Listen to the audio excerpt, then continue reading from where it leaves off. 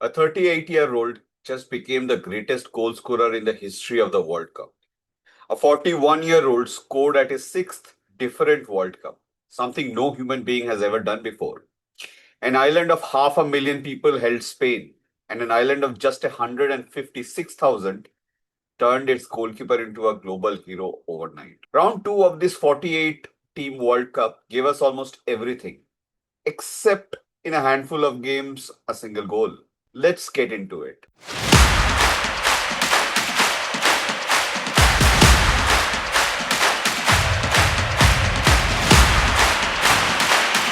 Welcome back to European Footballer Adda, the channel where we go deep on the beautiful game. Today we are unpacking the entire second round of the 2026 World Cup live across the USA, Canada, and Mexico. There are quite a few talking points, and we will go through them one by one and settle in. Let's go. Let's start with the obvious one, the history making people. Three men are rewriting the record books of this sport. And here is the beautiful part. They are 39, 41, and the young one is 27, barely 27. Let's start with the first one, which is Lionel Messi, who literally turned 39 during this round. In the opener, a hat-trick against Algeria and then two more against Austria in a 2-0 win. Oh, and he also missed a penalty. That's 5 goals in 2 games, and it took him to 18 career World Cup goals. Let that sink in. 18. This is now the most by any player in a World Cup history, men's or women's. He has gone past Miroslav Klose's old men's record of 16 and past the women's record, or basically the all-time overall record for men or women, which was 17 by Marta from Brazil. At an age when most players have long retired, Messi isn't just turning up. He is leading the Golden Boot race and dragging Argentina through the tournament. The only blemish, that penalty I told you against Algeria. And then there is Kylian Mbappe.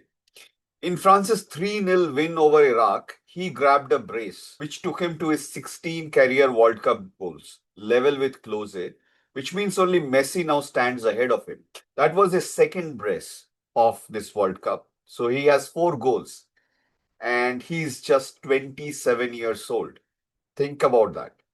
He would definitely end up as the all-time leading scorer before he's finished. On the same night, he won his 100th cap for France and moved to 58 international goals, which is also a France record, past the legend Olivier Giroud. His next game is box office, France versus Norway, Mbappe versus Haaland for the top spot in the group. And both of them are tied on 4 goals each. It's time to see who will catch up with Messi as the Golden Boot contender for this World Cup.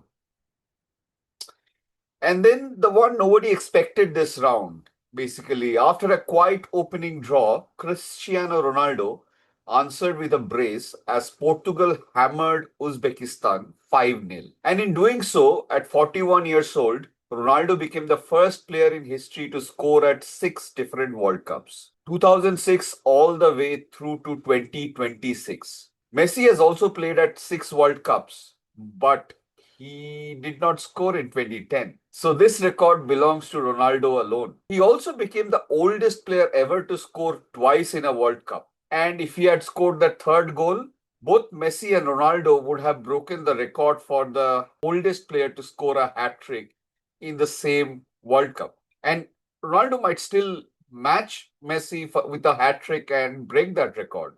Also, just like Mbappe and like Messi, Ronaldo is now Portugal's all-time leading World Cup scorer with 10, past the great Eusebio.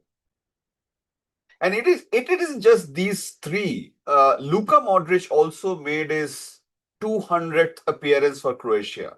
Only the fourth man in history to reach that mark. That is 200 caps for his country. Players aged 40 or older have already racked up 10 appearances at this World Cup, more than at any tournament in history. This was supposed to be a young man's World Cup. Instead, the old guard has also turned up and is running the whole thing.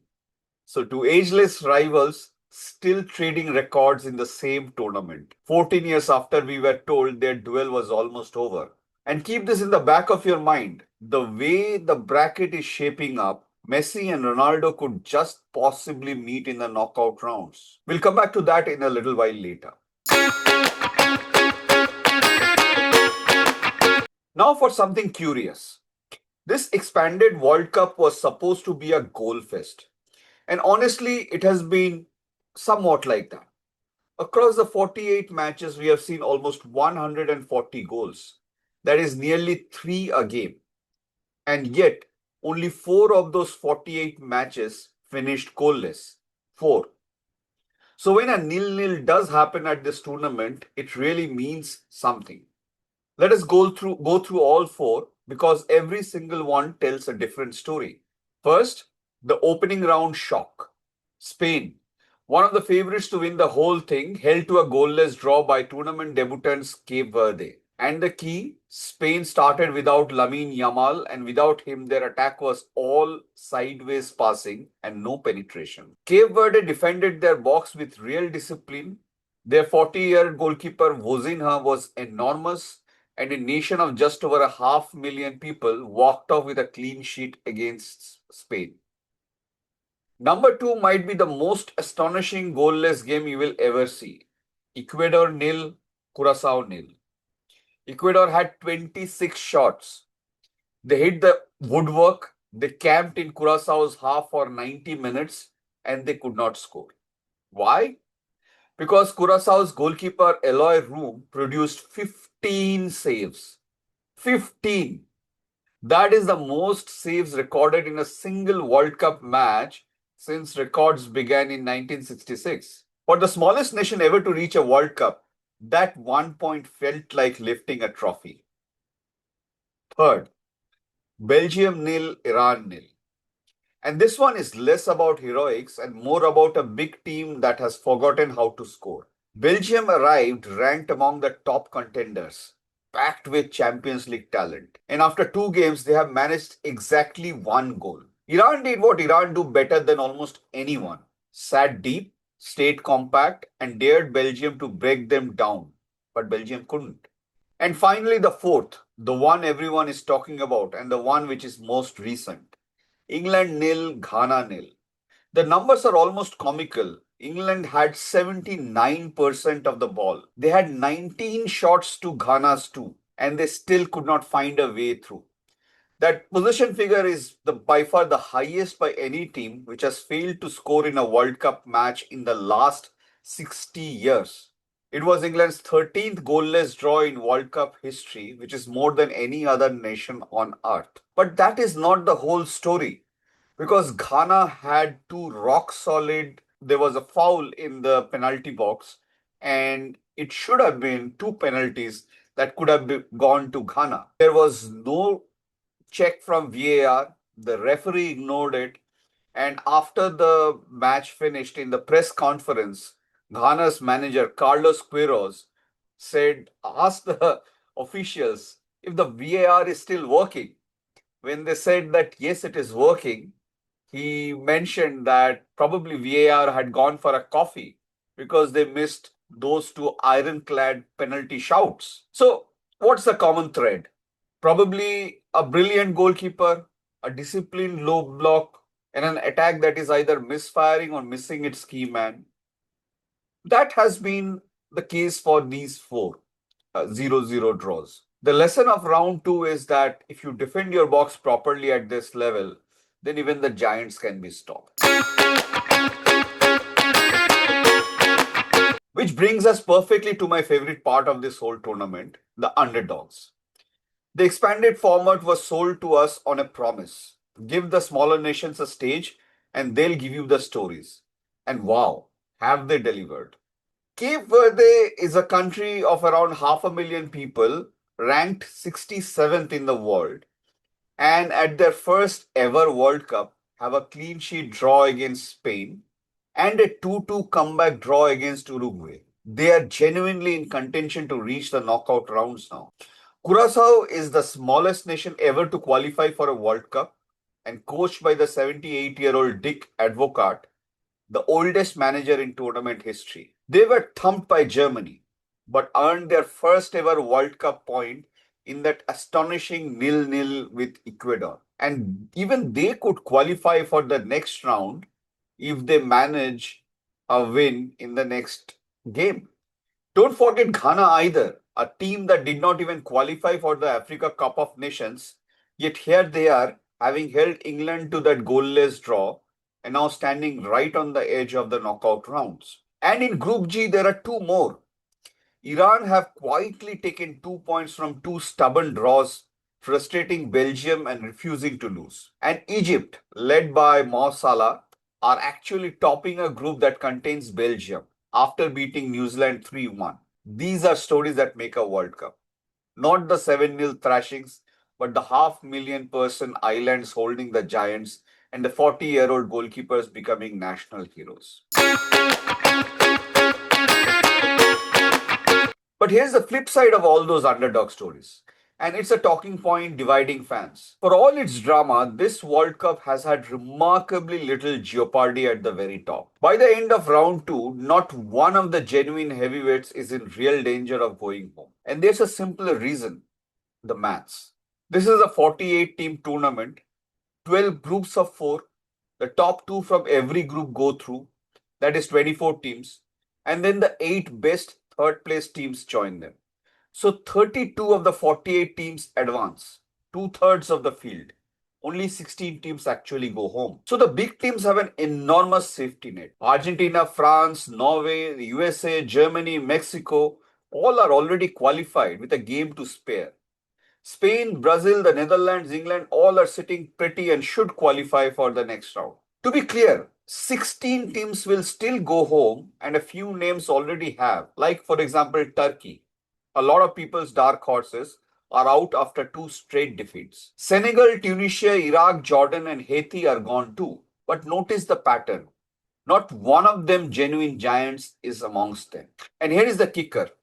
Even Belgium, who have drawn 2 games and scored a single goal, are still, as things stand, projected to sneak through as one of those 8 third place teams. In the old 32 team format, 2 stumbles like that and you are on the next plane home.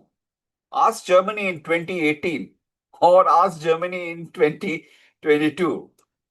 Now, you can underperform badly and still survive. This time, the real jeopardy has simply been pushed back to the knockouts. And that is a perfect cue because the knockouts are exactly where the drama is heading.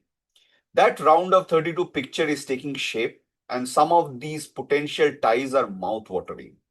Quick caveat though, the final group games are still being played and those 8 third place spots are fluid. So these are projections and not certainties. But as things stand, here's what could be coming. Brazil could face Japan.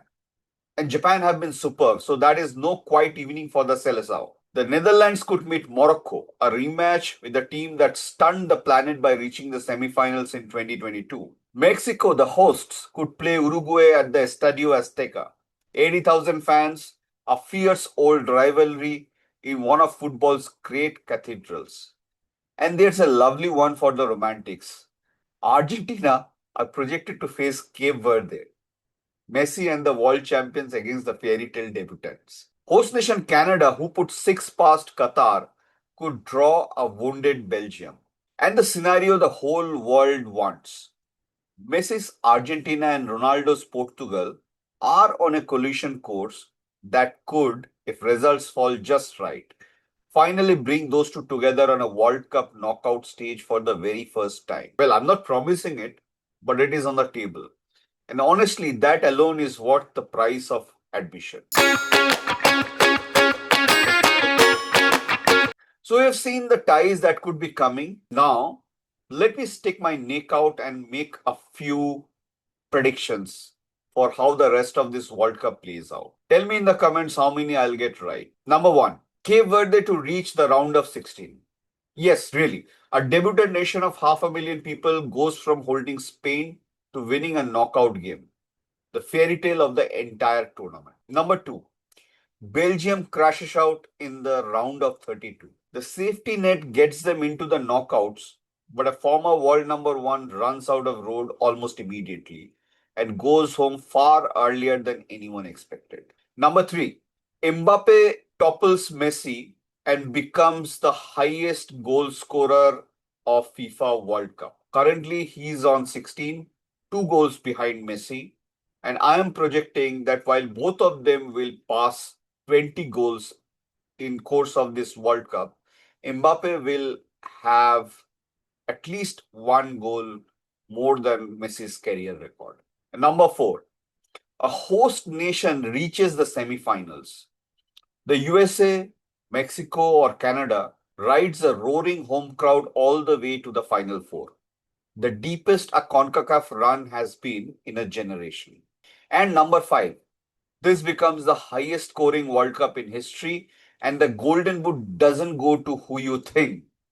So, Erling Haaland gate crashes the Messi and Mbappe party to finish as the tournament's top scorer. So that's round two. The group stage is almost done, and the moment these final qualifiers lock in, the real knockout drama begins. So tell me in the comments who is your dark horse, and be honest. Do you actually want to see Messi versus Ronaldo one more time? If you enjoyed this, then hit the like button, subscribe to the channel, and ring the bell icon so you don't miss out our round of 32 preview. This has been European footballer Adda. I'll see you in the next one.